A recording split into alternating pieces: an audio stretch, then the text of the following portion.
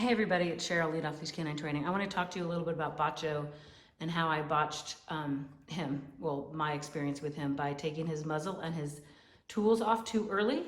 It was very early on and we were doing well. I took the slip lead and leash off, I took the muzzle off.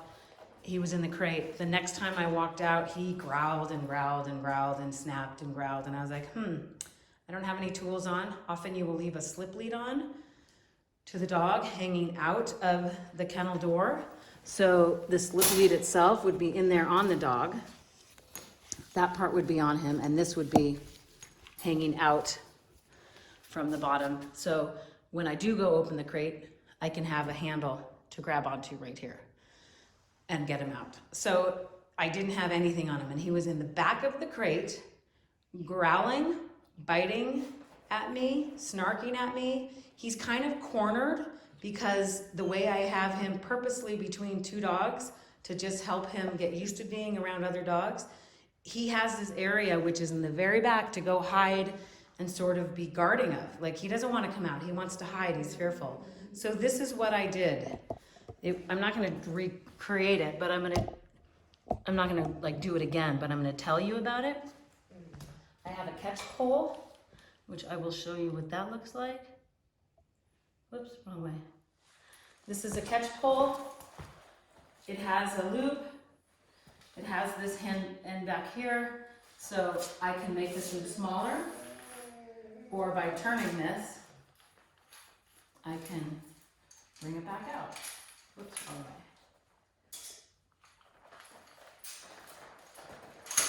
So see, now it's big, right?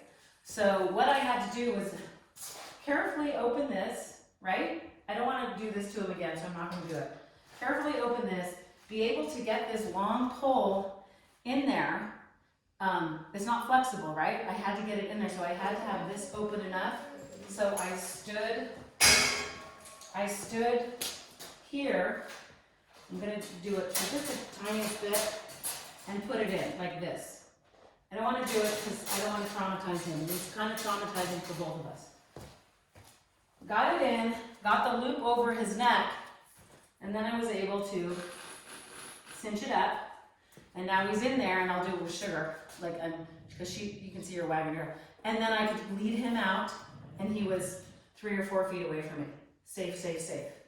So that's how I got him out. It probably took less than a minute, but maybe close to a minute to get him out. Once he got out,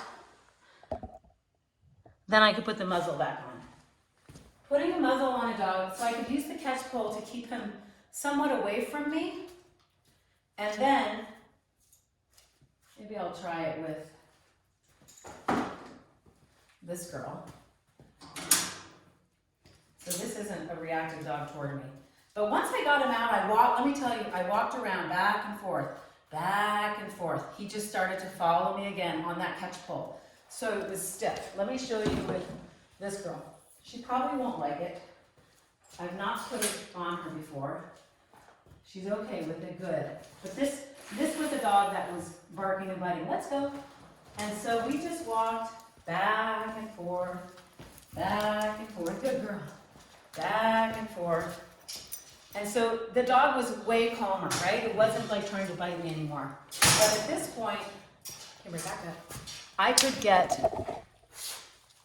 could hold like this. I have gloves, big welding gloves that I could put on, which I didn't, because at that point I was feeling a lot better with Bacho.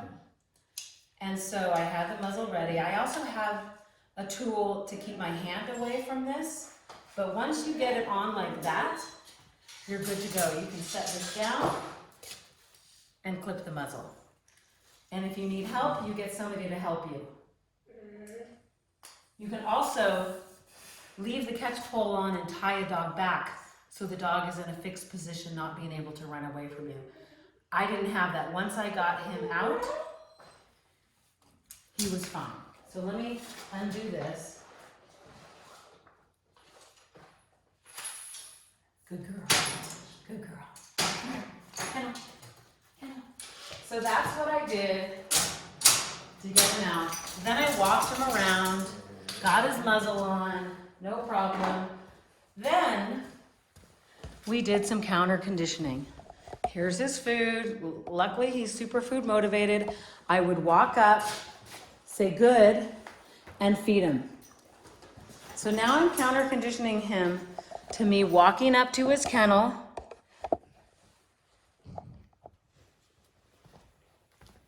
good, and feed. I don't know how many times I did it. Walk up, good, feed.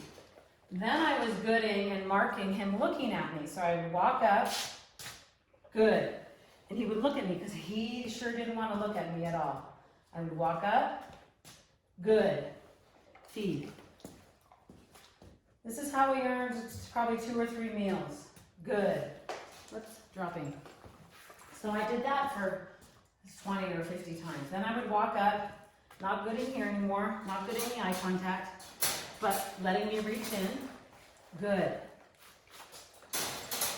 Walking out, marking me, my hand coming in, good. Opening the crate, whatever it is that triggers him. Good. Not reaching in with the food hand, although I did, I reached in with the food hand, let me tell you, like I had food in this hand, reached in, good, and fed him. Then, I had the slip lead, so I did that, I don't know, 20 or 30 times. Then I got the slip lead, ready. And he had a muzzle on, by the way.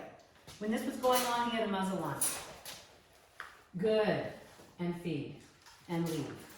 So just counter conditioning, again, he had his muzzle on.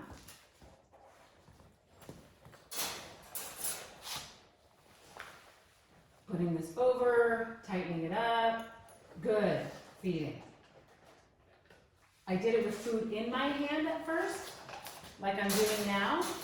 Again, with the muzzle on, walked up, food in my hand, open kennel, reach in with food in my hand so he's somewhat distracted. Not letting him eat it, he's licking all over my hand, but he's not eating it.